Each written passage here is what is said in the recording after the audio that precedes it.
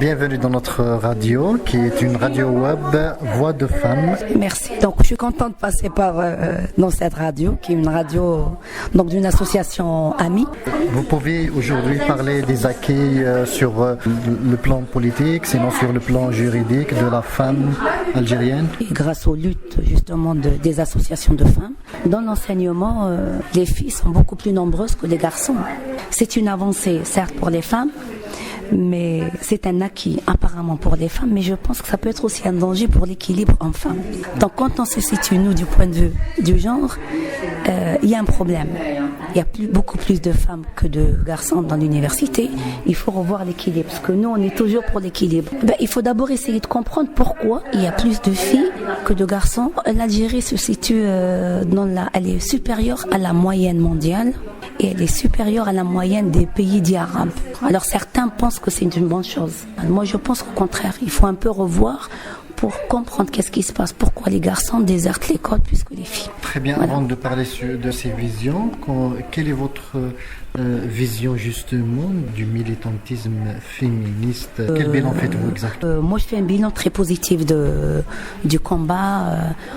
Quand on dit féministe, ça fait peur. On peut dire combat pour l'égalité, on peut l'appeler comme on veut. C'est pas donc le combat féministe, il est vu comme étant un combat pour l'égalité entre les femmes et les hommes.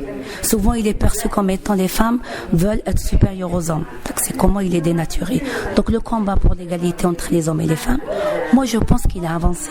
Moi, je vois à Oran aujourd'hui beaucoup d'associations de jeunes qui ne se disent pas féministes, mais qui ont changé leur pratique dans les associations. Il y a de plus en plus de filles dans des associations, dans les bureaux. Il y a des relations, je vais dans des espaces publics à Oran ou à Alger, il y a plus d'espaces publics, des cafés, où il y a des filles et des garçons, beaucoup plus qu'avant, dans une ville à Oran dans laquelle j'ai grandi. Donc, contrairement à ce qu'on pense, il y a plus de femmes qui travaillent, il y a plus de femmes cadres.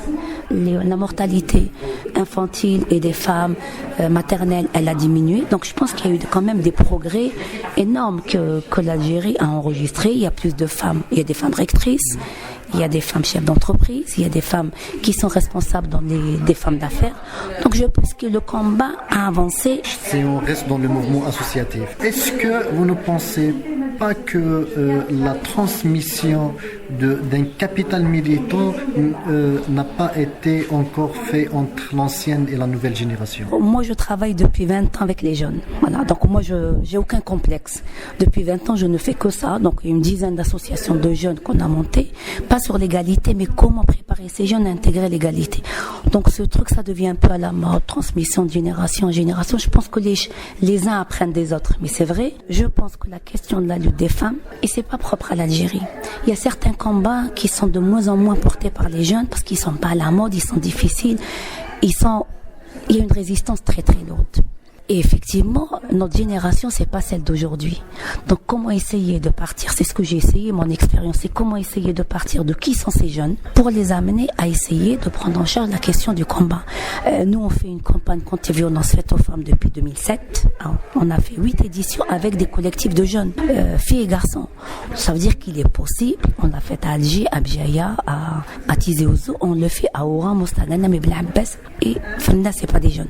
Donc, il est possible de faire des choses quand on arrive à travailler de manière intelligente et savoir écouter, mais en même temps savoir aussi se faire écouter, de dire non, on sait ça. Pour ne pas se perdre, vous dites que le bilan est positif. De mon point de vue. Les acquis, c'est-à-dire selon vous, en ce qui concerne les acquis en faveur de la femme algérienne. Que reste-t-il à faire alors?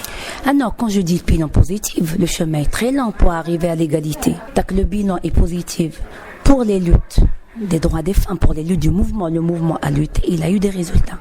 Mais il a eu des résultats en deçà de ce qu'il aurait dû avoir. Moi, le code de la famille de 2004, j'estime qu'il était en deçà de ce qui aurait pu être fait.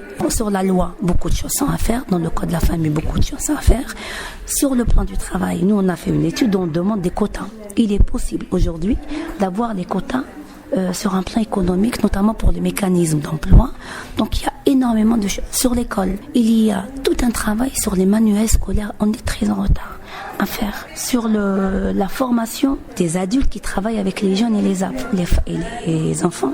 Comment introduire la question du respect, de la tolérance, de l'égalité avec tous les adultes qui travaillent avec les enfants. Donc je pense qu'il y a beaucoup de choses à faire. Bilan positif, on est très loin. On est très loin et beaucoup de choses doivent être faites par les pouvoirs publics. Une dernière question que nous avons l'habitude de poser à nos invités. Quels sont vos projets et pratiquement les projets de votre association à moyen et à long terme? On est sur la mise en place, la construction d'un réseau de jeunes autour de l'égalité entre les femmes et les hommes. Donc c'est ça le projet qui est mis en place avec l'intégration de l'art engagé et l'égalité, femmes et sciences.